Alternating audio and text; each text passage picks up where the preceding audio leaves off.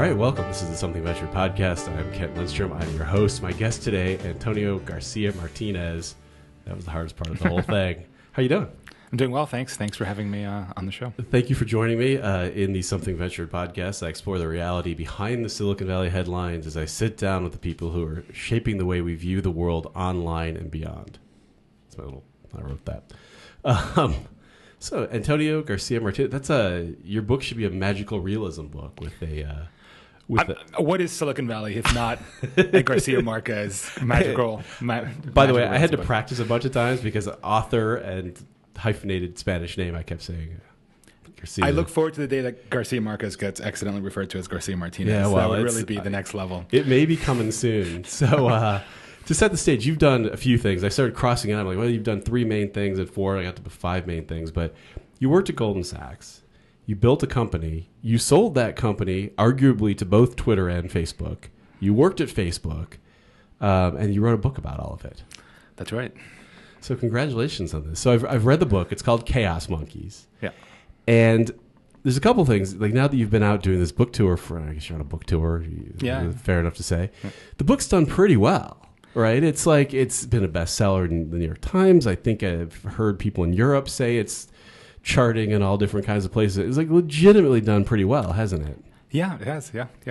So how did that happen? And I've read the book too, by the way. And I was honestly surprised. I was like, it's gonna be a Silicon Valley book, and they're okay and whatever, but it won't. You'll fly. But it was pretty good. I read it in 2 settings. I enjoyed reading it. I wanted to know what happened next. It was a pretty well written book. How did you do that? Well, I've always said that I've always been a writer, just masquerading as other things. In fact, my first actual paid job, like my first W-2, was actually as a journalism intern at the Miami Herald, actually, and the Sun Sentinel. So I was raised in South Florida. Yeah. I always kind of knew I'd write a book. In terms of the details, it's funny. Kate Lee, who's now, I think, head of content or editor at Medium, actually, 5 years ago when AgRock, my first company, was going on, she was the protege of my current agent, and she had a cottage industry in finding interesting blogs and turning them into book deals. Really? Yeah. And the blog of my then little YC company that most of your listeners probably hadn't heard of, the blog at the time was pretty viral, #1 in Hacker News, whatever, that sort of thing, right? Within the Silicon Valley community and a little bit beyond, actually, some of the pieces. And then she had heard about it, and she wrote an email that went to my spam filter, funnily enough, but right. I found it and said, hey, you should do a book deal when you get done with this startup thing. And I never, between all the roller coaster that you just described never quite happened, but then finally, when the time finally came, she introduced me to my agent, and that's how the book got sold, et cetera, et cetera. So you really always wanted to write a book? I was like in deep cover. I was embedded. Right. And this Hunter S. Thompson, as a product manager at Facebook sort of thing. Poe Bronson. Yeah, exactly. Boy, and that's trying to young it down for the audience still, like from Hunter S. Thompson to Poe Bronson. Right. So were you ever going to write anything but a book about were you ever going to write like a fiction book, like The Great American, like that kind of thing? Or was it like, no, I'm going to write about For about 5 seconds, we considered fictionalizing it for the legal reason of having a thinly fictionalized, like the classic, roman à clef sort of Swiftian satire in which you invent names for people. Yeah. But no, other than that, we never thought of really fictionalizing it. It's funny. I had a startup like 10 years ago, and it's funny that you just wrote about Silicon Valley, and it's a great, entertaining book. I was at a startup, and Poe Bronson was kind of an advisor, and he showed up because they were going to do a TV show in Hollywood, and they the guys from Hollywood showed up to kind of take notes about what it's like at a startup. Well, what it was like at a startup was a bunch of people typing at computers, so they all kind of went back to their desks. They're like, maybe it should take place in an ad agency, and maybe that ad agency is in Hollywood, and maybe it's mostly like the show never happened. Right. But now there's shows like Silicon Valley and Halt and Catch Fire that are kind of set in this world. And as you've seen, the world is actually pretty dramatic. It can be. You just have to not focus on the coders typing on their keyboards, right? Yeah. There's all sorts of other human drama that's going on that could definitely be obviously turned into. So when did you realize? I'm going to say the book is kind of a bit of a hit. Like when did that start dawning on you? Like when did you kind of say, oh, this isn't just like a book. This is something that people are gonna. I mean, it'll sound horribly douchey, right? Yeah. But the way the book industry works, at least in nonfiction, is the publishers are basically like VCs. They pay you a fairly sizable advance, or what can be sizable advance, and they're hoping it becomes like the Malcolm Gladwell-esque breakout success. Yeah. And if it doesn't, they hope to sort of barely recoup costs, and that's how it works. Oh, I actually don't see royalties. I mean, unless the book became one of these, 50 Shades of Grey, 100 million copy type thing, I'm never going to see a royalty check. Wow. Yeah, so they just pay what is, for the financial numbers involved, a fairly large advance, and then they just hope it turns into this big thing. But of course, so they were betting in a big way. They were hoping it would, so in some sense, they were expecting that it would do as well as it's doing. Wow. Otherwise, they wouldn't have paid me as much as they did. Yeah. And then also gone out of their way to generate a lot of the marketing publicity. Yeah. And like we launched it on CBS This Morning's morning show with 5 million viewers or whatever, like the morning the book came out. And so they don't, book publishers don't do that unless they're swinging for the fences. So what did you say to them? Like that made them like, who the hell are you? Like, so here's how you get a book deal. Here's how the book thing works. It's a poorly understood world. And I was thinking about writing a post. Anyhow, what you do is you have almost like a pitch for a business plan. It's called the book proposal. Right. And in that, I mean, you have to stop thinking about books as some highfalutin literary thing. It's a business, right? And you are selling yourself and your idea, right? Yeah. And so you have a marketing plan which shows how you can exploit your social media and your personal brand to sell this thing. You have competing works, which there's always some form of competing work. You have a chapter summary that shows what you're going to actually write. There's a section on you about like, why are you going to write the story and why is this so interesting? And then there's a particularly important for a first-time writer, a writing sample of some sort that shows that you can pull off, 90,000 words, not just a medium post in a certain tone. And then you use that to sell yourself to the agent, and then the agent, on a contingency fee basis, obviously sells you to the publishers, and that's how a book deal happens. Yeah, interesting. Yeah. And what are those guys like? Are they like... Because once in a while we go down, we interact with Hollywood once in a while. Yeah. Like, wow, you guys are all like... a little better looking, a little better dressed. You drink a lot more mineral water than we're drinking. We drink a little more alcohol here, it seems like. I don't know. Like, is there a whole literary shtick too? There is. Yeah, there's definitely like they're like New Yorkers, right? Like the book industry is run by 50-something Ivy League educated people. Typically women, not always, but often. Yeah, it's very much of a literary mode in a way. But still, they're very commercial. They understand what sells and they understand their audience. And they're kind of channeling... in almost some supernatural fashion, a certain audience or what a certain book buying public. Yeah. And at the same time, the vagaries of their own business, which is, they have to get book buyers, either buyers at Barnes & Noble and Amazon, interested in that book and sell that and package that in some way that'll actually... Because they have to get into stores first and then it'll get sold. Right.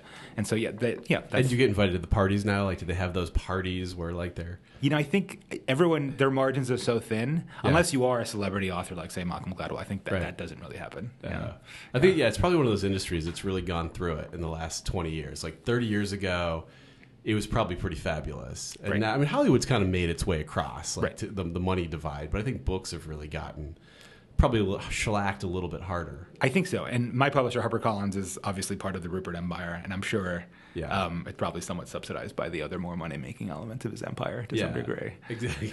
Well, that's right. It's kind of like one of those things where you kind of, having a book publishing company is like... It's right. It's a brand move. It might be a lost leader, but it gives you a certain literary panache. Yeah. And for the younger people in our audience, a book is like a pile of pages that are stapled together. You kill a tree and you turn it into this thing. It's almost like a papyrus, and then you put words on it. It's funny. I had somebody... I'm actually going to have they're not even calling them like below millennials now. They have Generation Z or something. I was wondering what the next generation is called. So it's called Z, and then somebody used the expression alphas for what's behind them, which is like the 8 or 9 year olds. So whenever someone said Generation X, apparently we went Y, Z, and then back to A. I don't know, like why. It wraps, I guess. I say. Okay. But I was going to interview this millennial or Generation Z person about how they consume media, and one of the things that does intrigue me is, like, I remember growing up just reading like hundreds of books because you just had unlimited time, like either that or go play baseball for 8 hours. Right.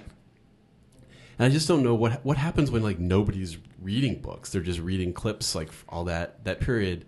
Like, I haven't read Hamlet in a long time, but I know what happened. I read them at one point. Right.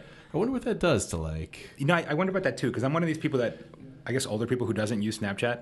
And it's not that I don't get it. I get it. I think it just sucks. Like, like I get it. It's like in some way that I get planking, but I still think it's fucking stupid. It's like performance art. Like, no, I understand what you're doing. It's just not good. It's just not good. Exactly. And it's like they've reduced media to like the most atomic, stripped of any cultural or literary context whatsoever. It's this video moment in time that then just disappears. Yeah. You have a doodle on top of it and it's gone. Right. And how you go from that to Hamlet, I think it's just gone. I think Generation Alpha, or whatever this thing is called, will literally be like functionally illiterate, just sitting there babbling, just staring at blinking lights through a VR I kind of think that too. Like, yeah.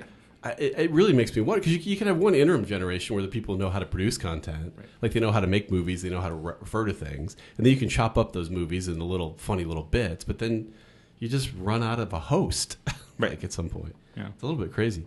So what of your book has resonated with? Like there's some kind of big themes, right? Like one is Facebook's not completely fucking perfect, was one theme. There's some bad guys in Silicon Valley, like Right. Adchemy was the company for Right. that. You sold your code. Has any part of it kind of really resonated with people where they're like, oh, that's the thing? I mean, I think the Silicon Valley Insider, so it's really resonated well, I think, with insiders.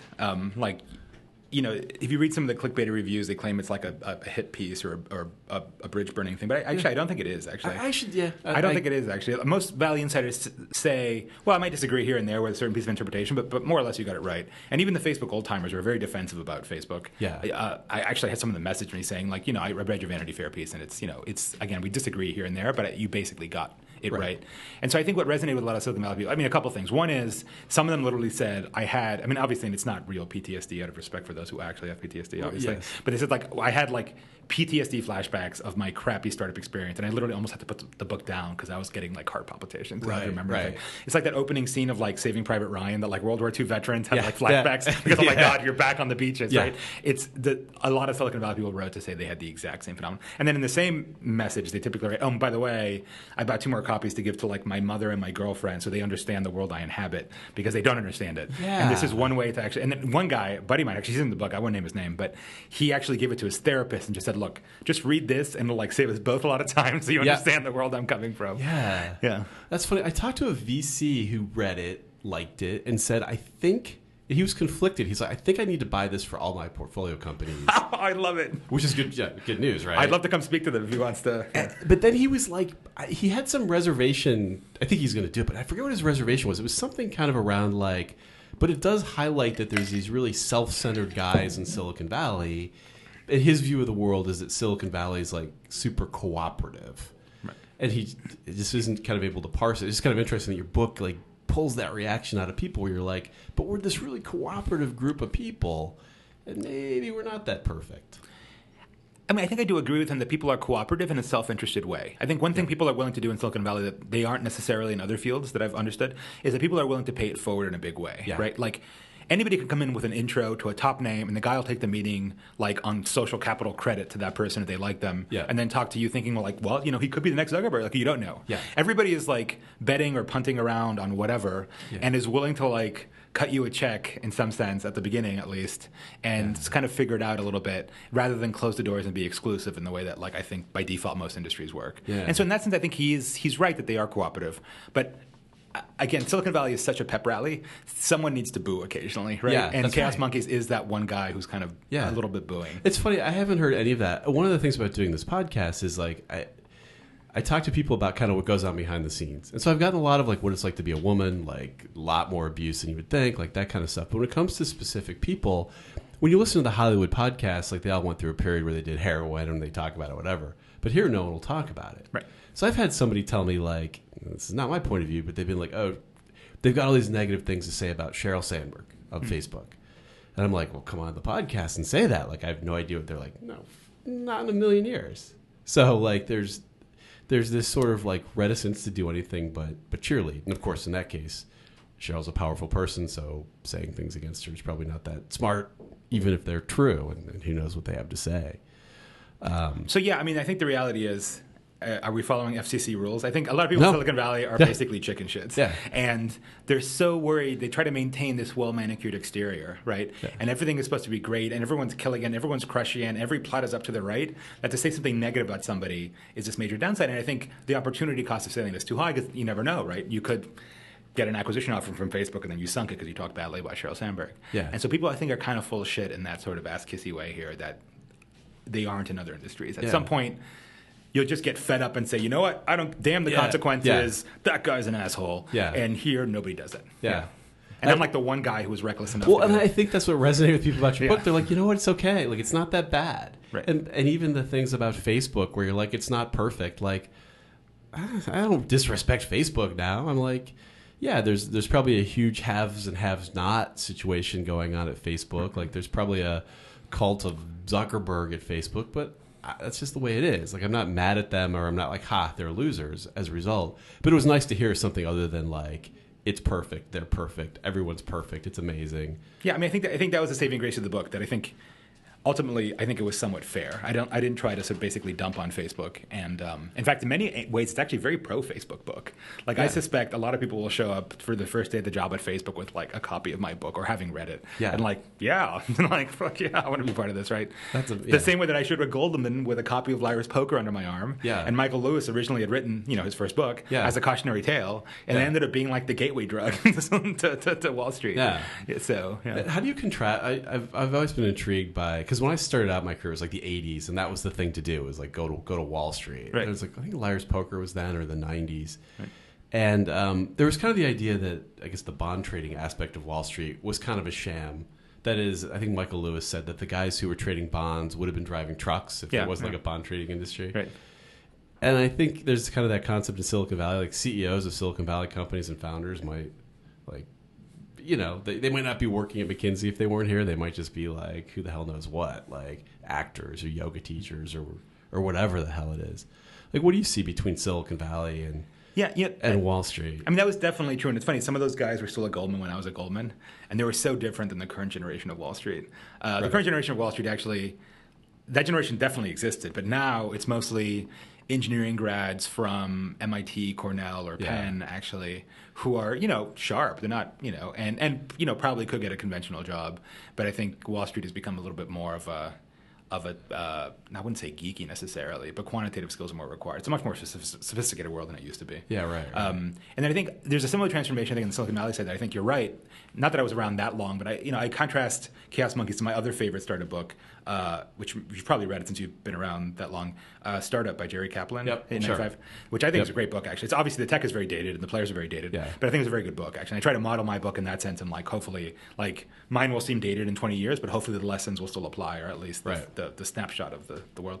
I think it used to be the case that Silicon Valley used to be populated by like either hippies or flower children or like dropouts or bohemians that like couldn't get a job somewhere else. Yeah. Or speaking of Poe Bronson, right, his famous book, The Nudist on the Late Shift, like a guy who would show up to work nude, and everyone's like, well, whatever, like he runs this database, so we don't care. Yeah. And I think it's kind of changed a lot, right? Like it's no longer the case that this is where like the dropouts and the bohemians go, and I think it's more like the first stop from the East Coast Ivy League entitlement sort of train. And they don't even stop and go to McKinsey and Goldman first and burn out. Right. Like they literally just come straight from there. Yeah. And if you walk around the Mission now, like you have what I call like the pretty people. You have, very well dressed, very, well worked out, good haircut type people walking around. You didn't see 10 or 15 years ago. At least I didn't. Yeah, what do you think that means? Like, because it did used to be, I feel like, people would show up and they were kind of trying to do something. They're like, I got this crazy idea, and I'm going to do it. And like then they would do it, and holy shit, like once in a while they'd make $1 billion doing it. Like, are people coming along now that, I guess they are, where they're just like, I'm just going to come and make a shit ton of money. Yeah. Or they take, speaking of the optimal strategy for Silicon Valley, they take what I think is the best risk-adjusted return, which is you join a company that's already started its hockey stick of growth. It's no longer in the early embryonic stages. And you take some not too senior role, you're, some BD guy or some partnership manager guy. Yeah. You wait for that to actually either go public or get to the, the unicorn level, and then you bail on them basically after you've vested, and you go to the other company at the time, right? And you see it already. Like my cohort at Facebook is now sprinkled all over Dropbox, Pinterest, Airbnb, or whatever. Yeah. And you can just tell, and within 2 or 3 years, they're going to go off, and after 3 or 4 rides on the machine, they can, afford, daycare in San Francisco and, the place to raise a family in Noe Valley, right? And they've made it, right? And that's it. And they're never going to, they're never going to be centimillionaires or anything. Yeah. But they're, but they've ridden the ride, and they've, that's it, right? And I think a lot of the people who show up do exactly that. It's a really good. I was talking to, I guess it's Josh Hanna at Matrix Partners, who built Betfair and sold it. And he said, the Silicon Valley, there's this scam of, not for those people, but this, you come in and you work really hard, you don't get paid as well as you could. When you travel, it's kind of crappy, like in startups. And you get these little hits every once in a while of cash, but they're no bigger than your bonus would have been if you just stayed at McKinsey for a long time. But all these dreams are kind of powering like founders getting super, super rich. Right. But I guess there's a new niche now of like, well, I can kind of be the junior counsel, whatever, and bounce from company to company without Right, and like companies are getting liquidity early and earlier. You don't necessarily need to have an IPO. It took me a while to figure. And I guess the trick is if you're the CEO or the founder, you can't really do that. No. Yeah. But if you're the junior BD guy, nobody gives a damn right. what you do or. Right. So which part of this traumatized you the most? It was starting your own company that was the tricky part, right? It's funny. I would have, in a way, yes, because we got sued, right? Which we thought, in our naivete, we were so clueless. We didn't know what the hell was up. We thought this lawsuit was the end of the world, right? Because we were personally named. It wasn't the corporate shell, right? And so we got into this existential legal battle with this other company. And we managed to get out of it by convincing Fenwick to take equity in lieu of cash. And then we used that promise to quiet down the investors and say, look, it's not going to actually cost us any cash. You're not just funding a lawsuit, you're funding a company. Right. Which, of course, wasn't exactly true. But they wrote us the checks at a slightly lower cap. Right. And you got yourselves in a really weird, like, you don't usually get sued, actually. That's right. Like, no, actually, when you leave a company, Silicon Valley, like, people just don't tend to do it. And somehow you got the one guy or the one group of guys who decided to... Who's a complete sociopath. And he and I just hated each other, even when I was working there. So how does this happen? Like, and so it's in the book, like the CEO of this company decides to, I think, sue you guys for leaving, which Silicon Valley people leave all the frickin' time. Right. And generally, I think what you do is you go, this sucks, but good luck, and maybe I can invest in your next company. Right. That same concept. That's the smart reaction. Yeah. But the asshole reaction is to sue. Right. I mean, we have a scene in the book in which we go and to say, look, by the way, we're leaving. And he basically just, shit on our dreams because that's what small people do. Right? I have a quote from Mark Twain that, small people always shit on your dreams and your ambitions, and large people make you think that you too can be great. Right? Yeah. And so, and of course, he was not obviously a great person. And then it just went from there. Then they harassed my co-founder, who was an American citizen, and threatened to report him to ICE because he was kind of in a gray zone of immigration status. So for me, like that, I was like, oh, this is pretty shitty, the lawsuit. Then I got to that part, I'm like, this guy's horrible. Like, this is just, and he himself came on an H1 because he's not an American. That's right. He was an Indian dude. So this is terrible. Like, No, he was a craven sociopath. Yeah. How does this happen? Like, how does somebody how in Silicon Valley do people like this? Because he didn't raise like $100,000, right? Didn't he raise? He raised $130 million overall. How does a guy like that sit down at meeting? Well, and eventually you got out of the lawsuit by having another powerful figure in Silicon Valley. This is a great story. Yeah. So as I mentioned in the book, I mean, large companies have two weak points in their armor, right? One is the VCs themselves, which they still depend on. They might actually have voting seats on the board, or they'll depend on them for further funding down the line, right? And so if you can actually, and then the VCs actually have a long-term greedy strategy, right? They don't want to piss off Silicon Valley broadly because they're going to be on other deals and whatever. I mean, they have a world bigger than just that company, right? And then the other into a large company is their business development sort of deal flow, right? And so a company, if you sell to enterprises, one or two deals could make you a year, right? And if you threaten those deals, then you're really hitting them where it hurts. Right. And so we managed to somebody leaked to us that they were working on a big strategic investment, quote unquote, from Microsoft, and we got to that BD person and made it seem that like they're about to even Microsoft is wary of buying companies involved in litigation because it just screws everything up. Right. And so we got to that, and then we started squeezing their investors thanks to Y-Combinator, which is probably the only good guy in this book, by the way, who actually went to bat for us and stood by us throughout this whole thing. That was a pretty amazing tale. That guy is actually that guy and that important. And yeah, I mean, he's important and he's willing. The weird thing about Silicon Valley, the reason why I kind of criticize so much is at the end of the day, very few people actually stand on principle, and say no, this is just not done. And I'm willing to actually sacrifice future deals for you just on principle. And PG was right. And so I mean, once it went from hey, we're just going to harass and kick these guys around because I'm a sadist to oh shit, like suddenly my company's being seriously threatened. They just packed in like okay, we're done, we're out of here. Well, and Paul Graham, who founded Y-Combinator, which is it's a, I would say incubator, it doesn't mean anything. It's more than that now, right? Yeah, they invest and they mentor people, and companies that are associated with Y Combinator are special, have a special kind of access to all kinds of things in Silicon Valley, money and power and connections. But when he's an Airbnb is a Y for example, is one of their companies. You guys weren't that though. He wasn't just stepping up because you guys were just amazing. No, we were a middling company in the class. I mean, we weren't like a loser company, but we're middle of the pack. But yeah, I think it was just the principle of it that just really put a bee in his bonnet around that lawsuit. That's amazing. Yeah. Him and Sam Altman, who at the time was still CEO of Loop and now is president of Y-Combinator. Yeah. And he sort of mentored us there. And again, he stood up for us when he really didn't need to. Yeah. And that's just an incredible tale. Yeah. All right, why don't we pause it there? This is the Something Ventured podcast, my conversation with Antonio Garcia-Martinez, part 2. Next week, this has been the Something Ventured podcast. Thank you so much for listening.